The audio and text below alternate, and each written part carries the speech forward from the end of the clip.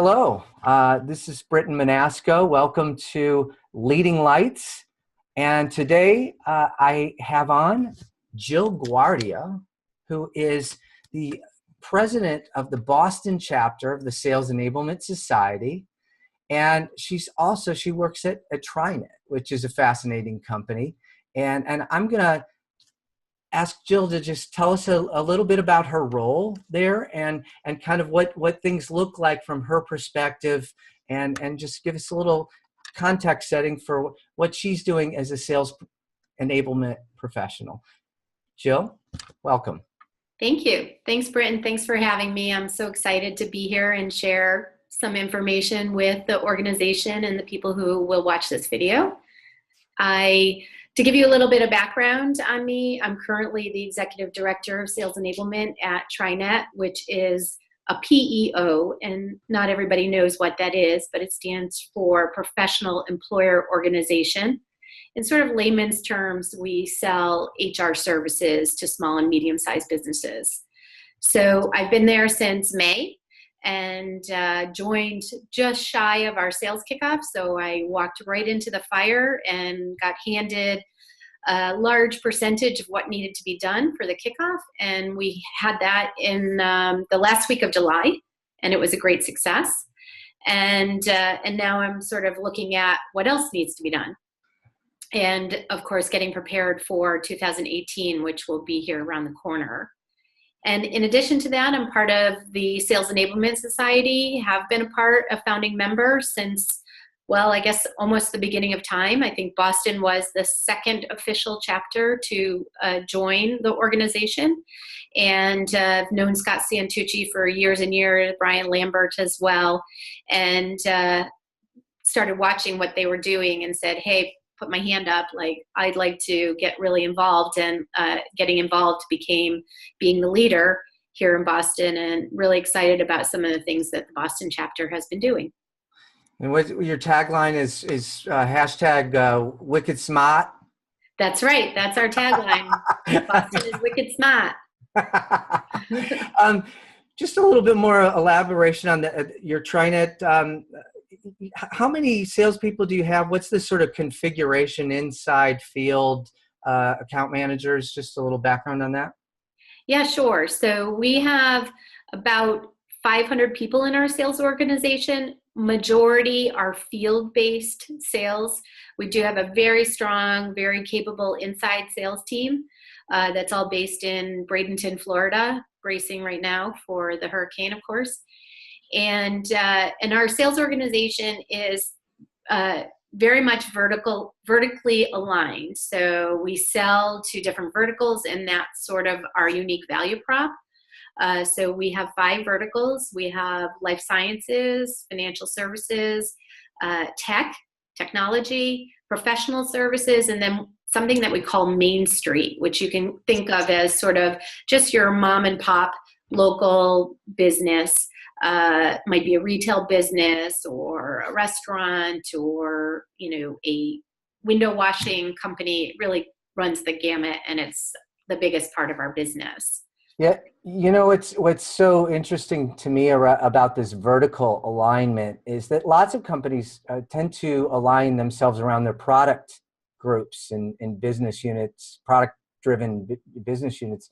But, the customer isn't necessarily interested in the product. They're interested in the outcome.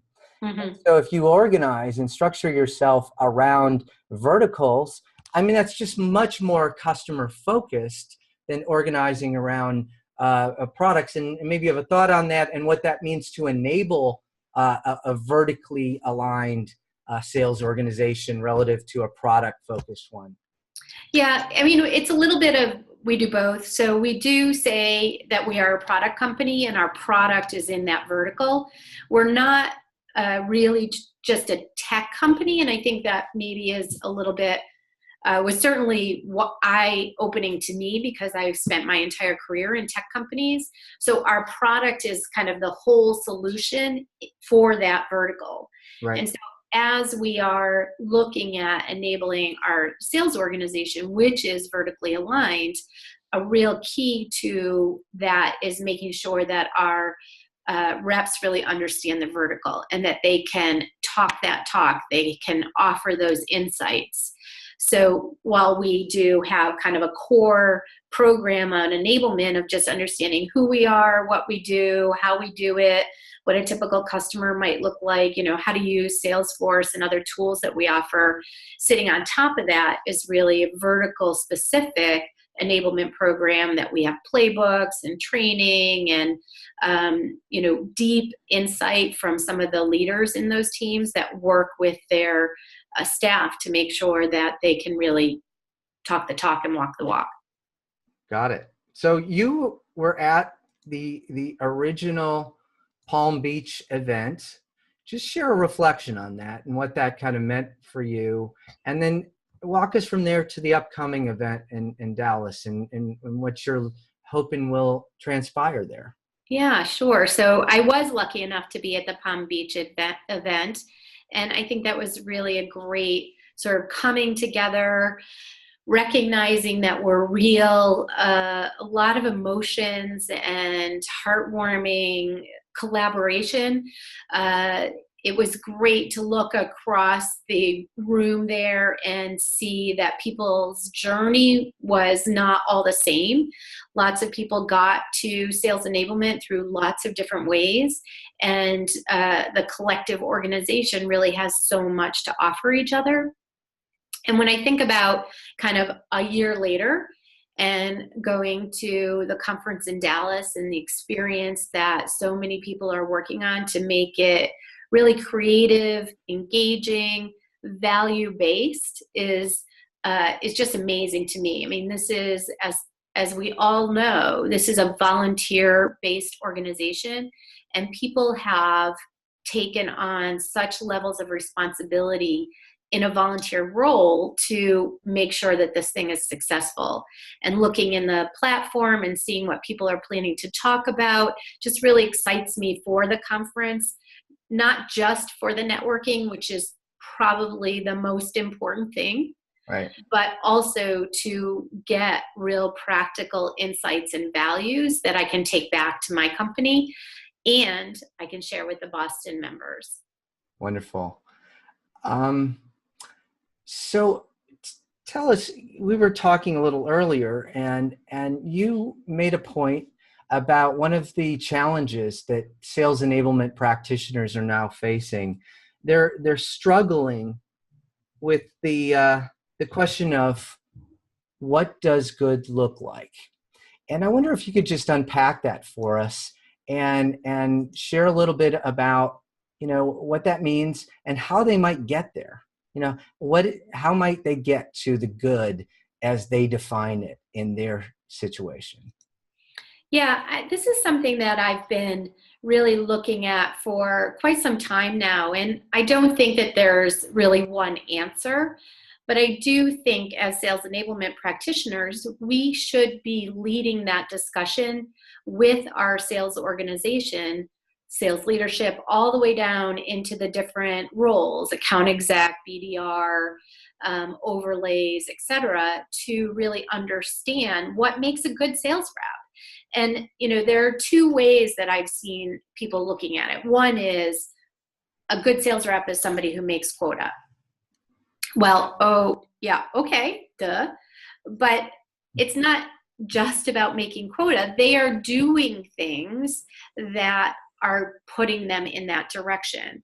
And when you are in an organization of more than one salesperson, people are looking and saying, how do I get there? So that's one thing is like, okay, the quota and the activity you're doing on a regular basis to get to making or exceeding quota. And the other is this kind of time bound. Well, it takes 9 months to ramp a rep, and we want to reduce that ramp up time. Well, reducing the ramp up time for just the pure point of reducing days, from 9 to 7 or something like that, have you achieved anything other than shorten the time and maybe confuse your new reps because you're sending more at them and kind of giving them sort of the fire hose approach? So I think that there's a lot of work to be done. and the Sales Enablement Society hopefully can take a leadership position on this to really understand how do you break that down so you can see the trend analysis to know if a rep is on the right path. What's the activity that needs to happen? How many phone calls? How many emails? How many meetings? How many proposals? How much 2x, 3x, 6x of their quota needs to be in their pipe, and start looking at that trend for new hires and see if you can baseline it so you know you're doing the right things to accelerate, add velocity, reduce time where time needs to be reduced. And then you can say, yeah, I'm graduating this rep because they can do all those things. And now they're on the right track, not just because we hit 9 months. Excellent. Thank you, Jill. Jill Guardia, thank you for joining me on Leading Lights. It's been a pleasure to speak with you. Great conversation. I look forward to seeing you in Dallas. I look forward to seeing you there as well. Thank you so much. Thank you.